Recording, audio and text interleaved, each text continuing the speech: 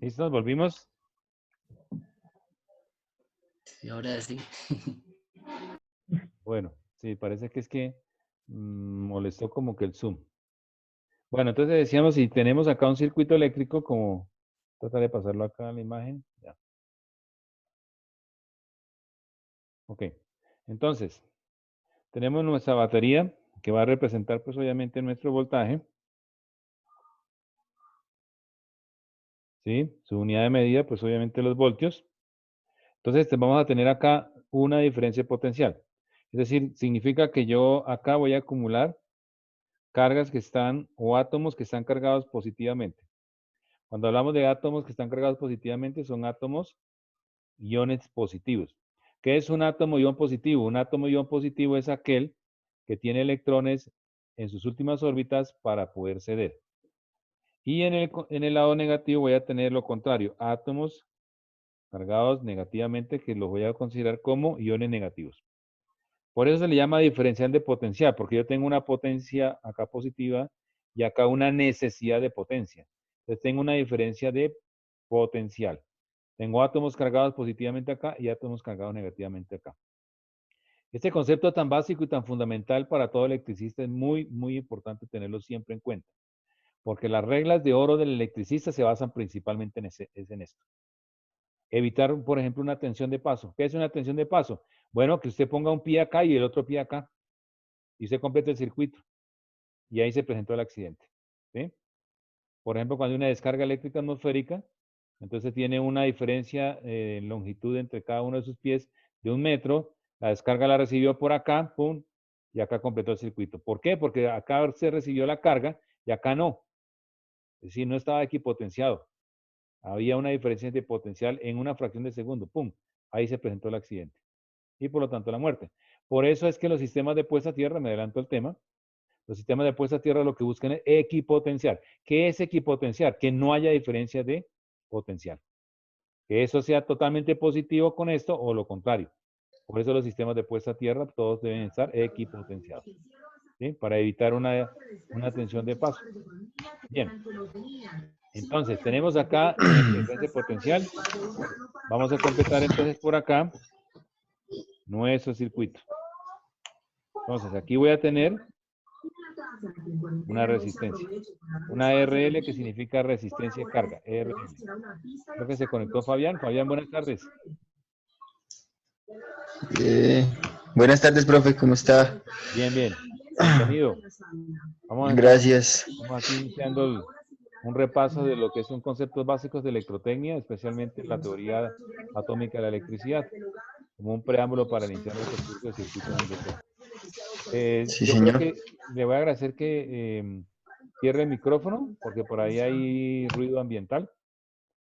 Eso es, muy bien. Si tiene alguna pregunta, cualquiera de ustedes, por favor, me interrumpen, no hay problema, ¿listos? Cuando tengan dudas, me interrumpen de una vez y activan el micrófono.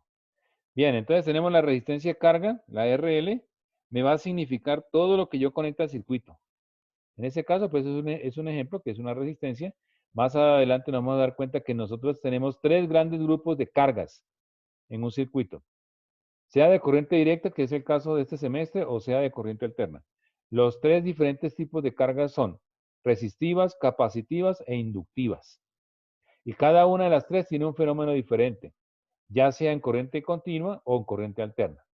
Pero básicamente los fenómenos son más diversos en corriente alterna. Entonces, acá tenemos una resistencia de carga, ¿sí? Si yo no conecto resistencia de carga, pues hasta ahí llegó el asunto. No hay nada más, no hay ningún otro fenómeno. Pero como yo estoy completando el circuito por medio de esa resistencia de carga, bueno, abro un paréntesis, yo omito el elemento de control que es el interruptor, ¿no? Pero ya saben que todo circuito debe tener un elemento de control que se llama interruptor.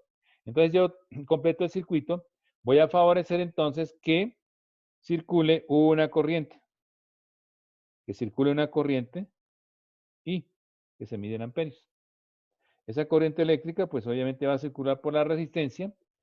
Aquí se va a presentar un fenómeno físico que puede ser luz, movimiento, calor, espectro electromagnético, la combinación de todos. Es decir, parte de esa corriente se va a transformar en algo útil acá por medio de la resistencia de carga.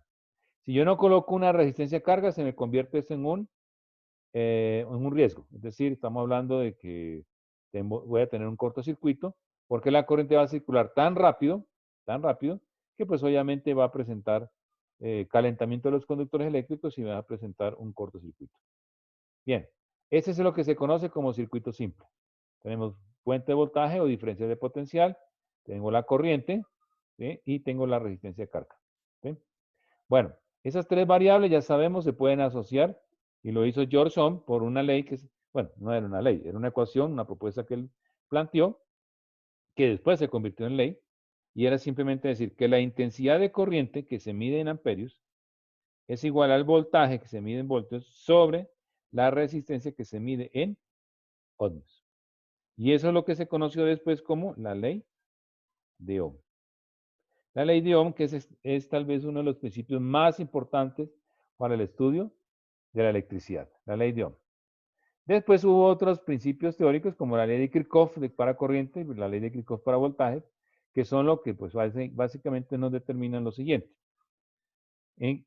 Nos facilitan el análisis del circuito. Como decíamos, esto es lo que se conoce como el circuito eléctrico simple. Sin embargo, nosotros podemos tener otro tipo de circuitos. Vamos a decir que, por ejemplo, el circuito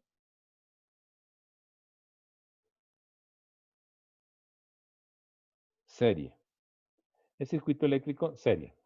Entonces, el circuito eléctrico serie, pues básicamente tiene su batería o su fuente de voltaje y tiene como mínimo dos resistencias. Para el caso de hoy, vamos a trabajar solamente con dos resistencias, R1 y R2. ¿Sí? Tenemos aquí la fuente, tenemos el voltaje y tenemos la corriente.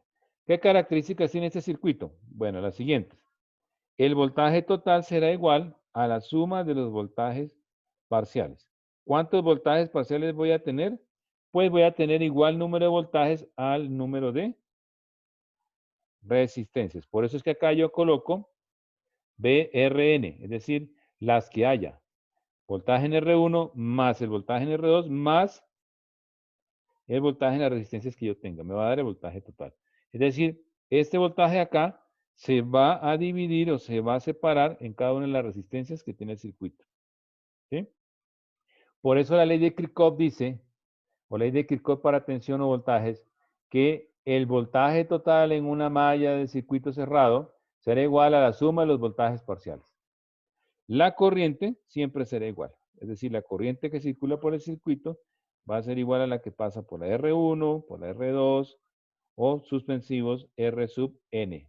Es decir, las resistencias que haya. No va a cambiar la corriente porque la corriente solamente tiene una forma para poder viajar. Y en el caso de la resistencia, vamos a decir que la resistencia total del circuito es la suma lineal de sus resistencias.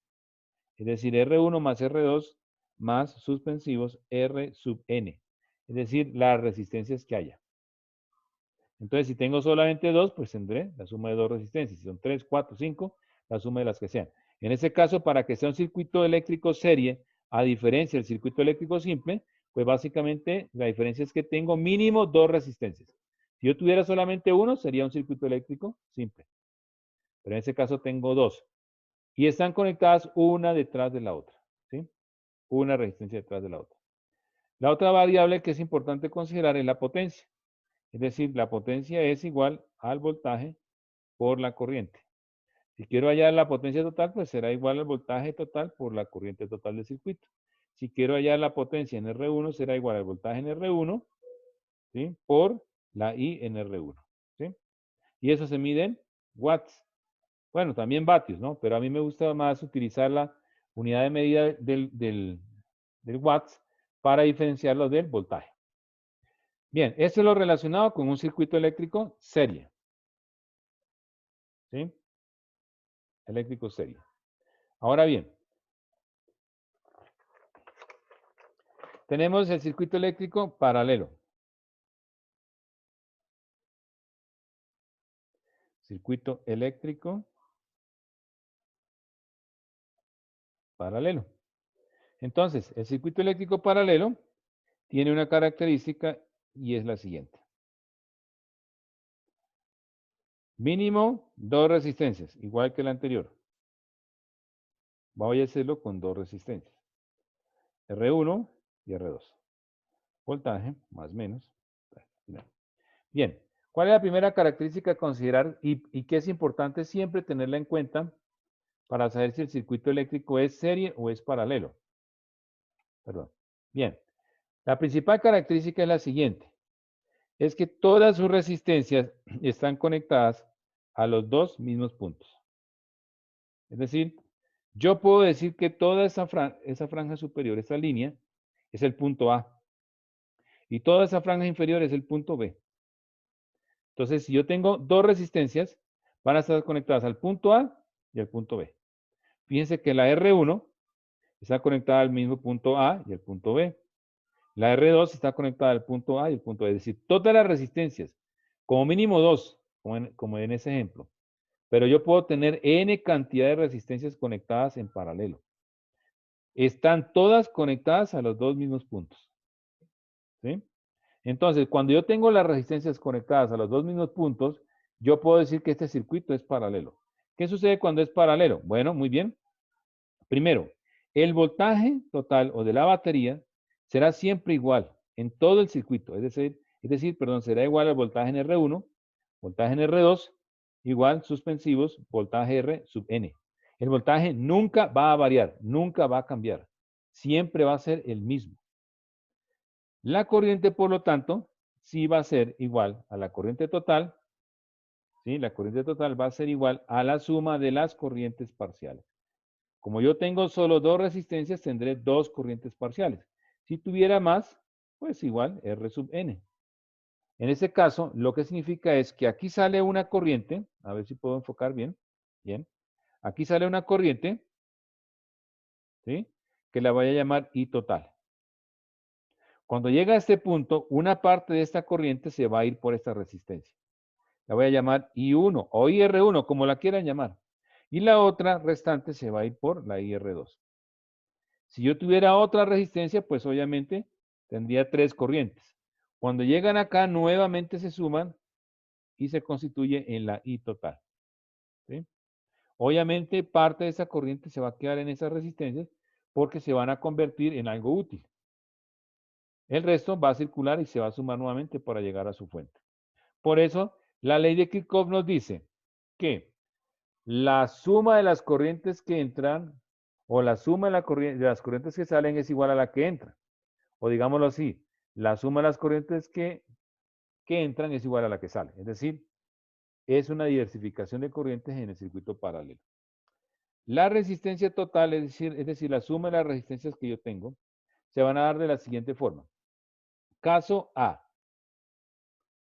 Voy a poner aquí caso A. Cuando son dos resistencias, como es el ejemplo que estamos haciendo. La R total será a la multiplicación de la R1 por la R2 sobre la suma de R1 más R2. Caso B. Cuando son más de dos resistencias.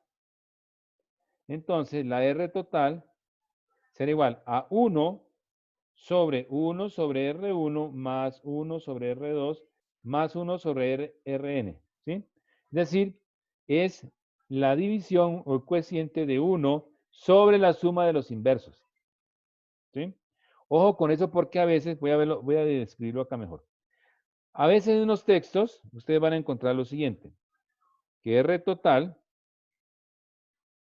es igual a 1 sobre R1 más 1 sobre R2 más 1 sobre R3 más suspensivos 1 sobre Rn, ¿sí? Y a la gente se le olvida que aquí tiene un denominador. ¿Por qué? Porque se les olvida que es 1 sobre RT. 1 sobre RT es igual a esto. Entonces, este 1 hay que pasarlo acá. Y por eso es que uno dice que R total es igual a 1 sobre R1 más 1 sobre R2 más 1 sobre R3, ¿sí? Bien, pero ¿qué es lo importante de esa suma? Lo importante de esa suma es lo siguiente, jóvenes. Y ya, ojo con lo siguiente, porque esto también es válido para circuito DC y para circuito AC. En la medida que yo sume resistencias en paralelo, la R total siempre será menor que la menor de las resistencias en el circuito. Me explico. Si yo tengo una resistencia de 10 ohmios en paralelo con una de 5 ohmios, la R total de sumar en paralelo 10, la resistencia 10 más la de resistencia 5 me tiene que dar menor a la de 5 ohmios. Siempre. Por eso, ese es el principio de funcionamiento de un contador eléctrico. Claro, ustedes están en su casita y conectan más y más cargas, el televisor, la radio, bueno, radio ya casi nadie escucha radio, el Wi-Fi, el calentador, la ducha, es decir, van sumando más y más cargas en paralelo porque la instalación de una residencia está en paralelo y empieza a volar ese contador, a dar vueltas. Pero uno dice, ¿pero por qué si le estoy sumando más resistencias? Pues lo lógico sería que la corriente a mayor resistencias, pues la corriente circule tenga menor velocidad, o sea, circule menos corriente. Pues lo que pasa es que están en paralelo y como se están sumando en paralelo, la R total tiende a ser menor y como es menor, la corriente circula más rápido. ¿Sí? Esa es una de las aplicaciones prácticas que se entienden, es en la teoría de los circuitos eléctricos. ¿Sí? Bien. Y nos queda el circuito paralelo, el circuito mixto, perdón,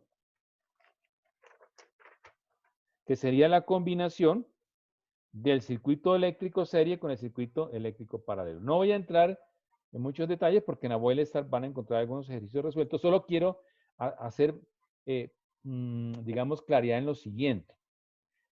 El circuito mixto, tiene dos casos. El caso A, nuevamente, lo voy a clasificar así, y el caso B. El caso A es cuando, por ejemplo, si aquí tiene la fuente, ¿sí? Aquí hay una resistencia, otra resistencia, es decir, esta es la R1, esta es la R2, y resulta que tiene la R3 con la R4 en serie. Miren, la R3 y la R4 están en serie, mientras que la R2 y la R1 están en paralelo. Ese es un circuito mixto. Entonces, aquí la característica, ¿cuál es? Que en su última malla, su última red, las resistencias están en serie. Conclusión, es un circuito eléctrico mixto donde las últimas resistencias, las más alejadas de la fuente, están en serie. Caso B, lo contrario. Tengo una resistencia acá, otra acá, y tengo dos en paralelo. Es decir, esta es la R1, esta es la R2, perdón que no estaba enfocando bien, ahora sí. Esta es la R3 y esta es la R4. Entonces, miren, la R3 y la R4 están en paralelo, pero la R1 y la R2 están en serie. Es decir, esta malla de acá, que es la parte más alejada de la fuente, están en paralelo. Mientras que acá, la parte más alejada de la fuente están en serie. ¿Sí? ¿Sí lo identifican? Entonces, en ese orden de ideas, tenemos caso A, caso B. Bien, la pregunta, ¿y cómo se resuelve eso? Pues sencillo. Los circuitos eléctricos mixtos se resuelven en función de sus resistencias. Entonces, para el circuito eléctrico mixto del caso A, yo debo sacar una R equivalente en la suma de estas dos. ¿Sí? Voy a dibujarlo acá. Una R, una sola resistencia. Que la voy a llamar R equivalente. Que va a ser el resumen de sumar estas dos en serie. Y ahora sí, este equivalente me queda en paralelo con la R2 y la R1. Y se resuelve el problema. En el caso B, hacemos lo siguiente. Sumo la R3 y la R4 para sacar otra equivalente. Cuando ya tengo ese equivalente, que es la suma de esas dos en paralelo, me quedan en serie con la R1 y la R2. Entonces ya puedo resolver el circuito como tal. Digamos que esto de forma general es como la técnica para que ustedes puedan resolver circuitos mixtos. ¿Sí? Circuitos mixtos, ya sea en lo que yo como profesor, ese es un caso mío particular, eso no lo van a encontrar en ningún libro. El caso A, ¿sí? Y el caso B. Ahora, pueden tener la combinación de estos dos, es decir, que resulta aquí dos en serie, después en paralelo, y por acá hay otra en serie, otra paralelo. Bueno, esos ya son mallas de mallas que se resuelven de la misma forma. Ningún circuito mixto se resuelve con una sola operación. En los circuitos mixtos hay que ir simplificándolos. Y ojo, esta es digamos, estas son unas operaciones básicas, pero en un momento determinado, cuando ustedes tengan que calcular, por ejemplo, la protección de un disyuntor de media tensión, tienen que empezar a simplificar todos los circuitos. Es un tema que ya se ve a nivel de ingeniería en cálculo de protecciones eléctricas para redes de distribución en media tensión. Entonces ya, bueno, ¿qué hace el ingeniero? Pues bueno, reducir todos los circuitos porque resulta que la corriente toda va a salir de acá. Toda la corriente siempre va a salir de aquí. ¿Sí? Sea en este caso o en este caso. Siempre la corriente va a salir de aquí. Siempre. Es la misma. Recuerden, la energía no se crea ni se destruye. Simplemente que se va a distribuir de acuerdo a la ley de Kirchhoff para corrientes. ¿Sí? Bien. Digamos que esto es en forma general lo más importante que quería destacar como de forma introductoria en la parte de electricidad, porque eso ya son operaciones que ya ustedes manejan. Los debieron haber abordado en introducción a la electricidad. Y si no, pues no hay problema. Simplemente es repasar, ponerse a repasar. Voy a permitirme aquí, perdone un segundo, voy a buscar. Bueno, si hay alguna duda, mientras busco acá, logro ubicar el texto que me interesa. Entonces, si tienen alguna duda, pues bienvenida sea, me la pueden preguntar.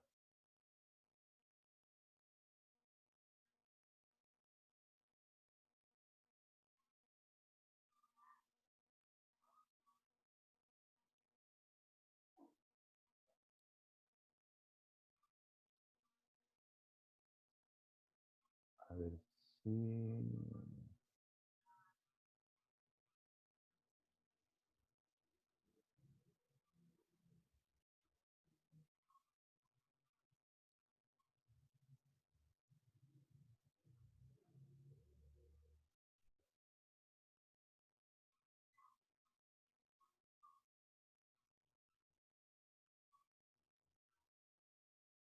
Bueno, acá se van a ver el libro.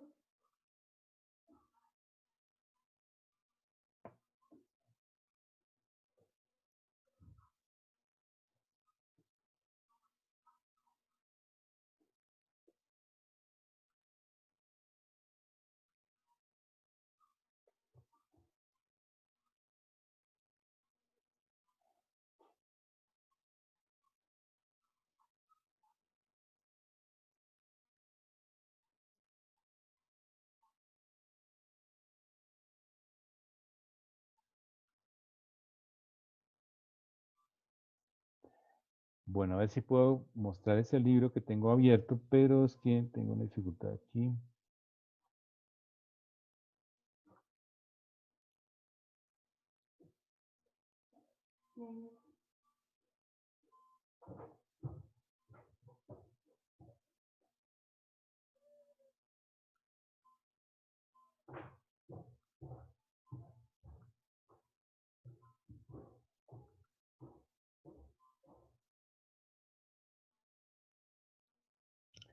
Bueno, me confirma si están viendo el libro. Sí, señor.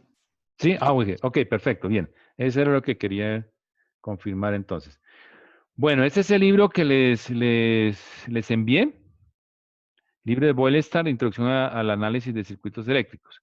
Bueno, aquí en las primeras páginas, pues les voy a recomendar que lean. Ese capítulo se llama Circuitos en serie paralelo. De todas formas, el libro inicia, el tema es con circuito eléctrico en CD, ¿sí? O corriente directa. Entonces, básicamente aquí lo que se hace es una revisión del proceso para resolver para resolver redes en serie paralelo, es decir, circuitos serie paralelo. Cuando escuchen el término de redes, son circuitos. Entonces, aquí hacen una explicación paso a paso, que es básicamente el resumen de lo que vimos hace un momento, para resolver esos circuitos. Incluso aquí, por ejemplo, ustedes ven que hay un divisor de tensión, ¿sí? Para resolver un circuito en un momento determinado por divisor de tensión. Bien, y aquí también tenemos unos ejercicios Profe, prácticos. pero ya no se ve el libro, se quedó trabado. Ah, y entonces es el ancho banda. Bueno, Ustedes tienen su computadora ahí, pueden abrir el libro. Si es posible, ábranlo en la página 37, porque sí, debe ser el ancho banda que está molestando.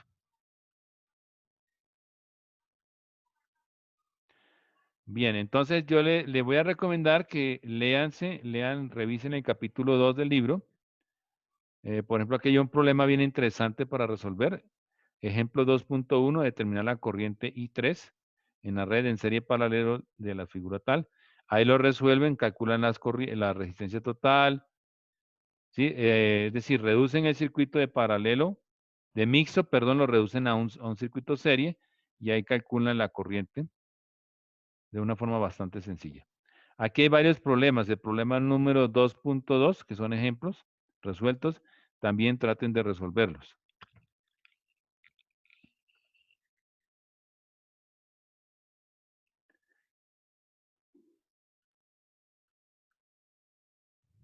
Todo el capítulo 2 es bastante interesante y se lo recomiendo. Se lo recomiendo muchísimo para que puedan afianzarse en el tema de resolución de circuitos. Yo lo digo porque ustedes empiezan a ver con circuitos DC el área de electricidad como tal. Y yo sé que la materia de introducción a la electricidad es muy básica, por eso se llama introducción. Y no se alcanzan a ver todos los temas como debe ser. Por ejemplo, el ejemplo, valga la redundancia, 2.8, en el cual tienen que reducirlo de una fuente de voltaje. Ese tema es importante, que eso hace parte de la unidad de aprendizaje. Profe, una pregunta. Dime. ¿A dónde nos envió el libro? Yo se los envié aquí al grupo. ¿Sí lo recibiste? Al grupo de WhatsApp. No, yo no lo tengo. Bueno, entonces Profe, ¿me puede hacer un favor? ¿Me puede agregar al grupo? Yo no estoy en ese grupo y hasta ahora me enteré que había clase, qué pena. no te preocupes, no hay problema. Regálame un segundito, voy a soltar aquí y volvemos a la pantalla. Espera un segundito. Listos.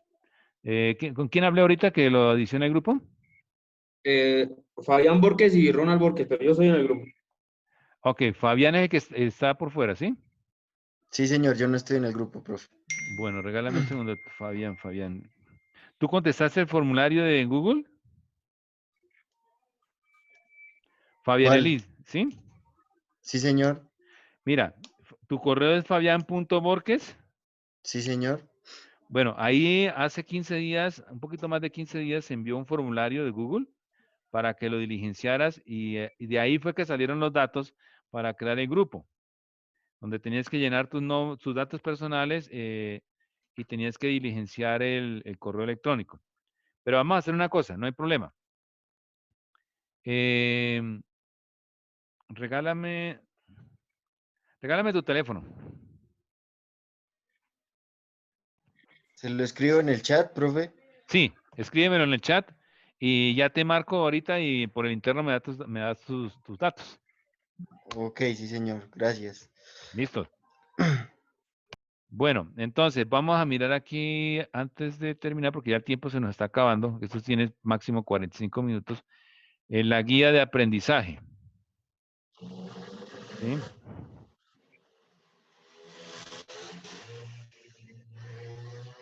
Bueno, vamos a mirar la guía de aprendizaje si la encuentro rápidamente. Por acá está, la tenía abierta. Bueno, otro aspecto importante es que el curso virtual está funcionando bien.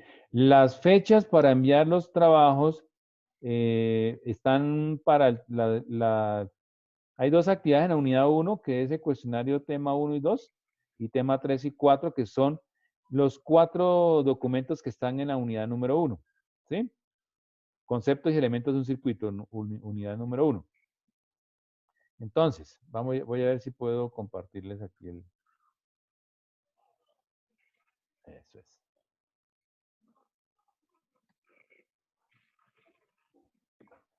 Esta. La están viendo, ¿cierto? Entonces, tenemos conceptos básicos, clasificación de circuitos, elementos de un circuito y fuentes independientes y dependientes. Fíjense que son los temas para abordar digamos, en este primer mes. Ya llevamos 2 semanas, que son estas 2 unidades, nos quedarían estas otras 2 semanas para poder desarrollar tanto el cuestionario como la evaluación de los temas. ¿sí? Por aquí hay un taller para aprender a manejar la protoboard. Yo voy a revisarlo con detalle porque ese sí no lo había visto bien. Y si hay alguna dificultad, pues entonces ahí nos estamos comunicando. El asunto es, por favor, si todos tienen protoboard, porque conseguir una protoboard ahorita sí es complicado. Si no tienen protoboard, por favor, me lo hacen saber para darles algunas indicaciones y trabajarlo en una protoboard virtual, que sí la hay en un programa que se llama Tinkercad, ¿sí? Que sería como lo más, yo creo que va a ser lo más funcional. Entonces, al respecto, pues estén pendientes de que yo les envío por el grupo algunas indicaciones para este taller de manejo de la protoboard, porque es que yo sé que no todos llegan con protoboard a esa asignatura. Entonces, pues obviamente eso es entendible. Y conseguir una protoboard ahorita sí, mejor dicho, no es que sea difícil, sino que ningún almacén está abierto para poderla adquirir. Entonces, miren, la tarea es la siguiente. Entramos a semana mayor, semana de receso, pero obviamente no cuenta no cuentan en, ¿cómo les digo? No les cuenta en las actividades como tal, porque no vamos a tener un encuentro el próximo sábado. Es decir, nos vamos a volver a ver en 15 días. Pero juiciosos porque tienen que entregar esto para el 13 de abril. ¿Sí? Entonces, vamos a ver, yo creo que se puede aplazar una semana más por ser la primera unidad y lo dejamos para el día 13 de abril es cuando se supone que levanta una cuarentena, cosa que yo no creo. Pero sí podríamos estar hablando de que quede para el 19, que es el domingo de esa semana. El 19 de abril. ¿Listos? Para que tengan el tiempo suficiente para poder trabajar y entregar esas 3 actividades. Bueno, son 2 actividades básicamente, más el taller de la protoboard. ¿Listos? Bueno. Entonces.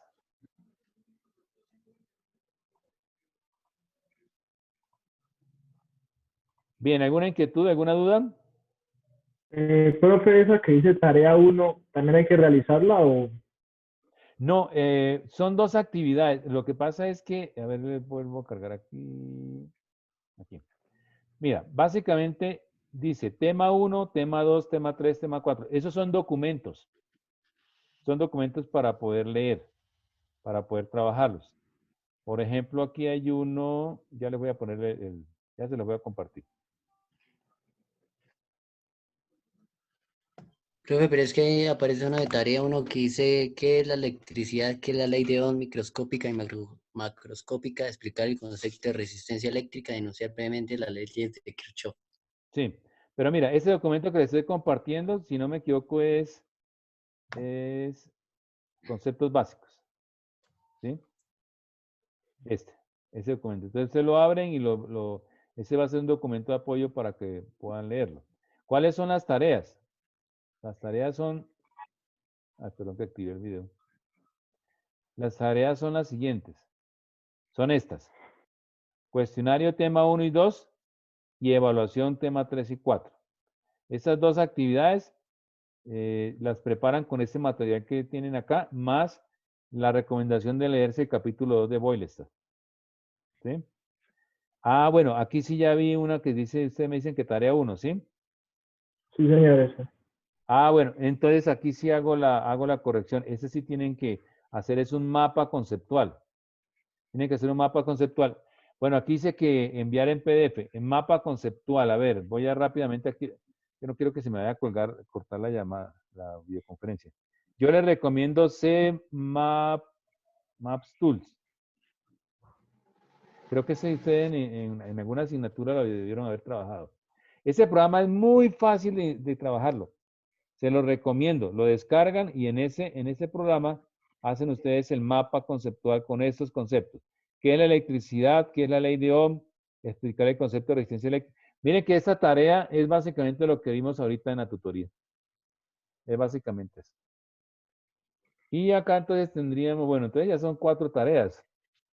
Y tenemos el manejo de la protoboard, pero ese sí queda pendiente.